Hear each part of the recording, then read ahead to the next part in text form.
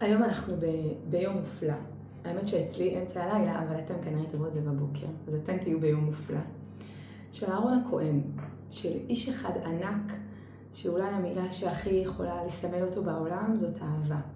האיש הזה שכשהוא נפטר, כל עם ישראל בוכים, גם הילדים, גם הנשים, גם כולם יושבים ובוכים על האיש הזה. כולם בצער, באיזו תחושת עצבות כזאת של איזה אבדה גדולה עם ישראל איבד.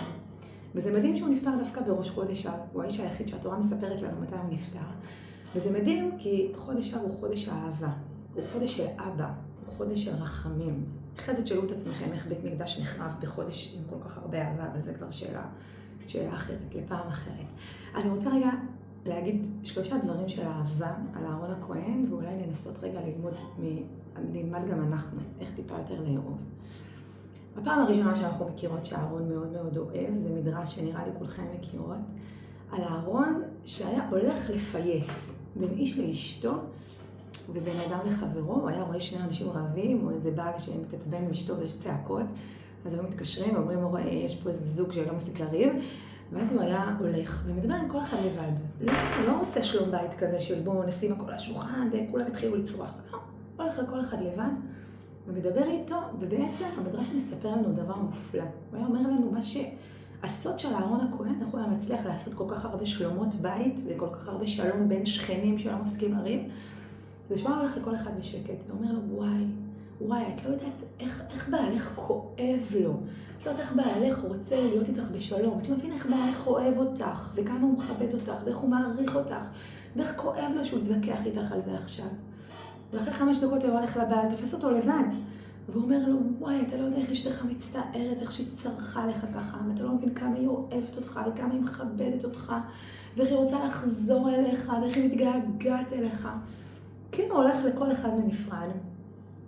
וקצת, כאילו, לא נעים לי על הביטוי, קצת כזה מערבב אותם, קצת כזה מספר להם איך הצד השני נורא מצטער, נורא מתבייש, נורא רוצה לעשות שלום. זאת שאלה גדולה, כי כאילו זה לא היה בדיוק האמת. זה לא באמת שהצד ההוא בא להגיד לו, בבקשה תעשה שלום. לא, זה לא היה הסיפור.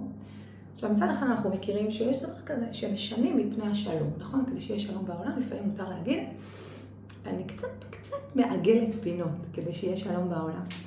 אבל מה מוזר? שהמדרש המהמם הזה נמצא בעבוד רבי נתן, ולפני שהמדרש הזה מתחיל, יש פסוק על אהרון הכהן. תורת אמת הייתה בפיו. ככה זה מתחיל. ובסוף כתוב, ולמה בכו כל בית ישראל על אהרון? מפני שהיה דן דין אמת לאמיתו. עכשיו אני חייבת להגיד, אפשר להגיד ששלום זה חשוב, ואפשר להגיד שמותר לשנות מפני השלום, אפילו הקדוש ברוך הוא עושה את זה אצל אברהם ושרה, למי שמכירה. אבל כאילו לבוא ולהגיד על זה שזה אמת לאמיתה, או שזאת תורת אמת, זה קצת כזה, קצת מוגזם. אז כשאנחנו מנסים שנייה להבין מה אהרון עשה, ואיך מה שאהרון עשה נחשב לאמת, אז חז"ל מסבירים לנו שבעומק זאת האמת לאמיתה. כי יש את האמת על פני השטח. באמת על פני השטח יש מריבות, יש מחלוקות, יש צד שצודק, יש צד שטועה, אפשר להתווכח ויש לי מה להגיד, ולצד השני יש מה להגיד, וכאילו באמת אפשר לעשות, לדון דין אמת, זה דין אמת. לשים הכל על השולחן ולהגיד יאללה בוא. אבל יש דין אמת לאמיתה. אמת לאמיתה זה כאילו האמת שמתחת לאמת. יש את האמת של העולם הזה, אבל יש אמת מתחת לאמת. והאמת שמתחבאת מתחת לאמת זה האמת הפנימית של הנשמה, של האהבה, של הרצון האמיתי של בני אדם בשלום. כאילו הוא בא ואומר לבעל, יכול להיות שעל פני השטח יש לך מלא טענות על אשתך, ואתה בעצם נורא כועס עליה, ואולי אתה גם צודק, והיא צודקת ולא יודעת. אבל אם אני לא מסתכל על האמת, אני מסתכל על האמת לאמיתה, אז אני באמת רואה שמבפנים אתה נורא אוהב אותה, ואתה נורא מתגעגע, ונורא כואב לך שרבת איתה. וכשהוא הולך לאישה לפייס אותה, כאילו הוא לא מספר לה את האמת של בעלה, הוא מספר לה את האמת לאמיתה של בעלה, את האהבה הפנימית, את הרצון הפנימי של בעלה לחיות איתה בשלום. זה איזושהי חוכמה כזאת, לראות את האמת שמתחבאת מתחת לאמת. לראות שבסוף אצל כל אחד ואחת מאיתנו יש איזו אהבה גדולה שמבקשת לצאת החוצה, מבקשת לפרוץ, ולא תמיד אנחנו יודעים להגיד אותה, לא תמיד אנחנו יודעים לתמלל אותה. יש דברים שהם גדולים מאיתנו, ואנחנו לא יודעים להגיד אותם ככה, as is על השולחן. וצריך איזה מישהו עם עיניים כאלה נורא נורא טובות, ונורא נורא עמוקות, כדי שהוא יצליח רגע להסתכל פנימה לתוכן. ועכשיו אני רוצה ללכת לעוד מקום של אהרון, שבעיניי הוא מקום של אהבה.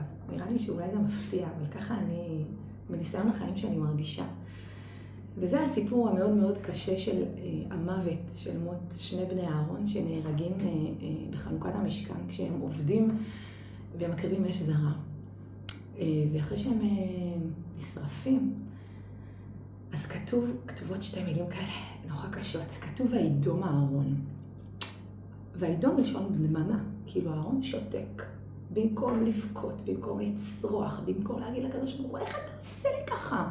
אני כל החיים עשיתי בשבילך, אני כל החיים זה, איך אתה הורג לי את שני הילדים ביום הכי שמח לעם ישראל, ביום הכי שמח שלי, שמכתירים אותו ככהן הגדול של עם ישראל, פעם ראשונה הוא נכנס למשכן ככהן הגדול, אין שמחה גדולה מזאת, איך אתה מעז לעשות לי ככה? זה הצרחה שאולי אהרון הכהן היה צריך לצרוח באותו רגע. ואהרון הכהן בוחר לשתוק. ואני רוצה להציע שהשתיקה הזאת, הדממה הזאת, גם מגיעה מאהבה.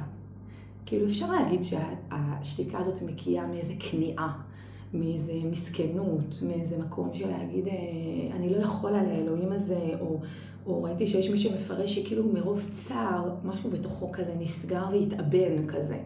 אפשר להגיד את זה. אבל בעיניי אפשר להגיד שזאת אהבה, ואני רוצה להסביר למה רגע, כמו בהקשר השני. זה כאילו אמת לאמיתה.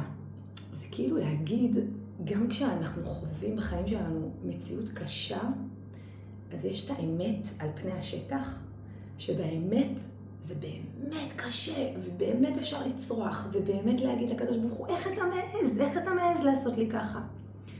אבל יש איזו אמת לאמיתה, כאילו יש איזו אמת מאוד עמוקה שמתחבאת מתחת של הקדוש ברוך הוא, של אהבת השם שמביא לנו את הצרה הזאת, ולנו כבני אדם לא תמיד יש אפשרות לדבר אותה. כאילו, אני מרגישה שהאהרון שותק כי כאילו הוא לא יכול להגיד אותה. הוא לא יכול להגיד מה האמת לאמיתה של הקדוש ברוך הוא כשהוא הורג לו את הבנים. למה הקדוש ברוך הוא עשה את זה? אבל אני חושבת שאולי הוא כאילו מרגיש את זה. הוא מרגיש את האהבה של השם נמצאת שם באמת לאמיתה מתחת. בגלל זה הוא שותק, בגלל זה הוא דומם. בכלל אני אגיד שאנשים שהם אנשים אוהבים, אז הם אוהבים כי הם אהובים. אתה לא יכול לתת אהבה אם אתה לא מרגיש אהוב. וזה יכול להיות אהובים על ידי בני הזוג שלהם, ההורים שלהם, האחים שלהם, הילדים שלהם. זה יכול להיות אהובים על ידי עצמם, אבל נראה לי שזה בעיקר להרגיש אהוב על ידי הקדוש ברוך הוא. כשאני מרגישה שהקדוש ברוך הוא אוהב אותי באמת, אז יש לי כוח גם לתת אהבה לאנשים אחרים. ואני חייבת לסיים כי כבר עברו 8.5 דקות וזה מעל ומעבר. אבל אני רוצה להגיד שהאהרון הכהן מלמד אותנו לאהוב בחינם, גם את הקדוש ברוך הוא לאהוב בחינם, למרות הכל, אף על פי כן, וגם את הקדוש ברוך הוא לנסות לדון לקו זכות ולראות את האמת לאמיתה שלו, וגם לאהוב בחינם את החברים שלנו ואת השכנים שלנו ואת היהודים שנראים אחרת מאיתנו ואת האיש שמעצבנת אותי ואת האיש שמצקה לי ואת אחותי הקטנה שלא נולדה עדיין אבל אולי יהיה לי פעם. כל מיני אנשים שאני מסוגלת, צריכה לאהוב אותם בחינם, וכבר הרב קוק אמר שאם נחרבנו ונחרב העולם עימנו בשנאת חינם, אז בעזרת השם ניבנה ויבנה העולם עימנו באהבת חינם. אז זאת המשימה שלנו ל9 הימים הקרובים, להיות באהבת חינם גדולה לעולם ולקדוש ברוך הוא ולחברים שלנו ולעצמנו, ובעזרת השם מתוך זה גם נזכה לבניין גאולה, והלוואי עוד ניפגש ב9 באב בהר הבית, בטהרה ובקדושה ובשמחה.